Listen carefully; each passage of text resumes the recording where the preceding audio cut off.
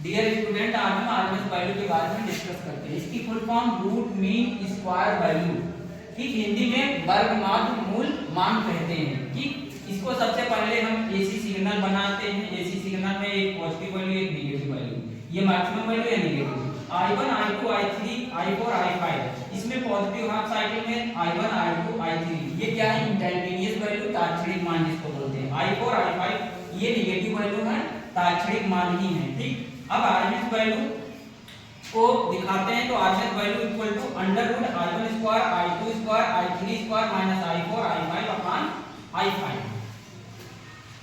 जो इसमें RMS value जो तात्कालिक मान के वर्गों का एवरेज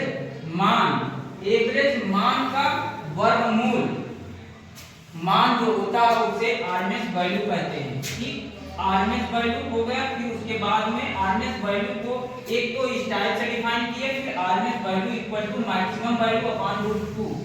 अब इसमें आरएमएस वैल्यू, फिर इसको मैं और डिफाइन करूंगा। RMS value equal to root 2 को हम ऐसे लिख सकते हैं 1 अपॉन रूट 2 मैक्सिमम वैल्यू। अब रूट 2 को हम भाग करेंगे 1 से तो मान कितना आ जाएगा, RMS value equal to 0.707 max value, ये हमारा आ गया आंसर। ठीक, अब हम दिखाएंगे वोल्टेज के टर्म में और करंट के टर्म में।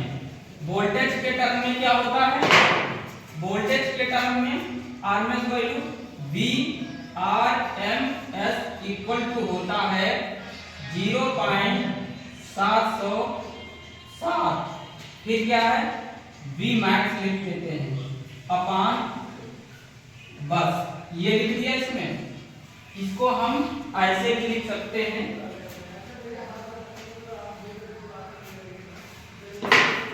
और अब इसमें लिखेंगे आरएमएस वैल्यू करंट के टर्म में आरएमएस वैल्यू इक्वल टू 0.707 और आई मैक्स।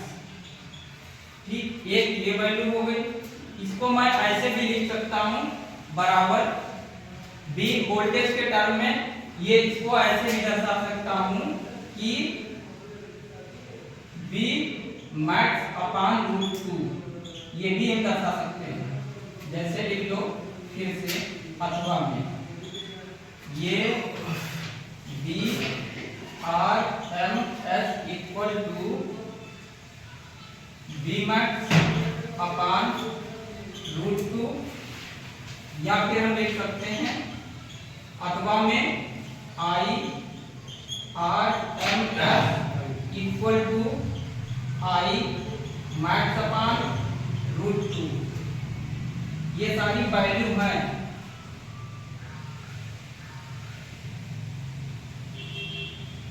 ठीक, ये आरएमएस वैल्यू इस टर्म में, वोल्टेज के टर्म में, ये भी वोल्टेज के टर्म में, ये साल वैल्यू है बी आरएमएस वैल्यू, और ये बी आरएमएस वैल्यू ये वोल्टेज के टर्म में, ये वोल्टेज के टर्म में, ये करंट के टर्म में।